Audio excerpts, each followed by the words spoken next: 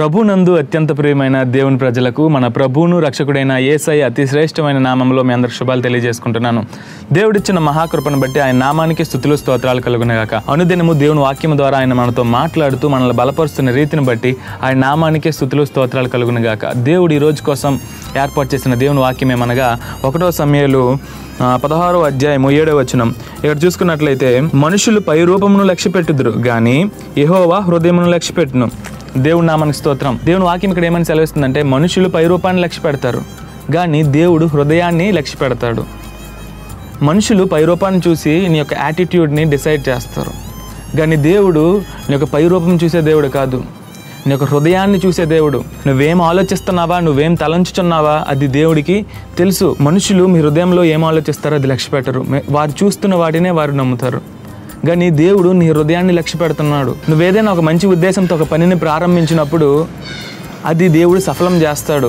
ఎందుకంటే దేవుడు నీ హృదయాన్ని చూస్తున్నాడు. నువ్వు మంచి ఉద్దేశంతో ప్రారంభించావని దేవునికి తెలుసు కాబట్టి దేవుడు దాన్ని ఆశీర్వదిస్తాడు.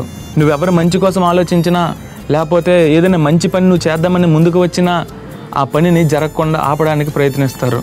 మంచి పని చేయాలనే ఆలోచన నీకు వచ్చేటప్పుడు దేవుడు దానిని ఆశీర్వదిస్తాడు. నీవు మనుషులు బట్టి నీ యొక్క మంచితనాన్ని పోగొట్టుకోకూడదు. కేవలము దేవుని బట్టి మంచి కార్యాలు మనము చేయాలి. ఒక మంచి ఉద్దేశంతో నువ్వు ఒక కార్యాన్ని ప్రారంభించేటప్పుడు నువ్వు మంచి కార్యాలు ఇతరుల పట్ల, నీ యొక్క సహోదరుల పట్ల, నీ స్నేహితుల పట్ల, నీ యొక్క బంధుమిత్రుల పట్ల, ఎవరి పట్లైనా నువ్వు మంచి ఉద్దేశంతో నువ్వు వాళ్ళకి సహాయపడినట్లయితే దేవుడు నిన్ను ఆశీర్వదిస్తాడు. మనుషులు చూసి నీ యొక్క మంచితనాన్ని విడిచిపెట్టకూడదు. మనుషులు చూసి నీ యొక్క ఇన్బిల్ట్ క్యారెక్టర్ని విడిచిపెట్టుకోకూడదు.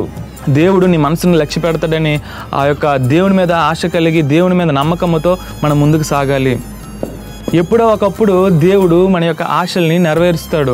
ఎప్పుడైనా మనం మంచిగా ఉన్నట్లయితే దేవుడు మనకి విజయాన్ని అనుగ్రహిస్తారు. దేవుని సహాయం కోసం మనం చూడాలి. మనుషుల సహాయం లేకపోయినా పర్లేదు, ఈ లోకంలో మనుషులు ఎవరు మనకి సహాయపడకపోయినా పర్లేదు, మనుషులు నువ్వు చేస్తున్న మంచిని లక్ష్య పెట్టకుండా నీకు వ్యతిరేకించినా పర్లేదు, కానీ నువ్వు దేవుని బట్టి నువ్వు ముందు కొనసాగినట్లయితే దేవుడు నీకు సహాయం చేస్తాడు. నువ్వు వేస్తున్న ప్రతి అడుగుని దేవుడు ఆశీర్వదిస్తాడు. నువ్వు ఆలోచిస్తున్న ప్రతి ఆలోచన దేవుడు ఆశీర్వదిస్తాడు. కాబట్టి దేవుని వైపే మనము లక్ష్యం ఉంచాలి. దేవుని మీద మనసు ఉంచాలి.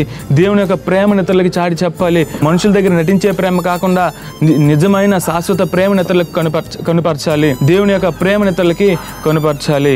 కాబట్టి దేవుడి వాక్యాన్ని దీవించలాగా చిన్న ప్రార్థన చేసుకుందాం. పరిశుద్ధుడా, ప్రేమ కలిగిన దేవ, దయగలిగిన తండ్రి, నీకే వేలాది వందనాలు, నీకే కోట్ల కొలది స్తోత్రాలు. దేవా, ఇదిగో యేసయ్య, ఈ యొక్క వాగ్దానాన్ని దేవా దీవించి ఆశీర్వదించండి.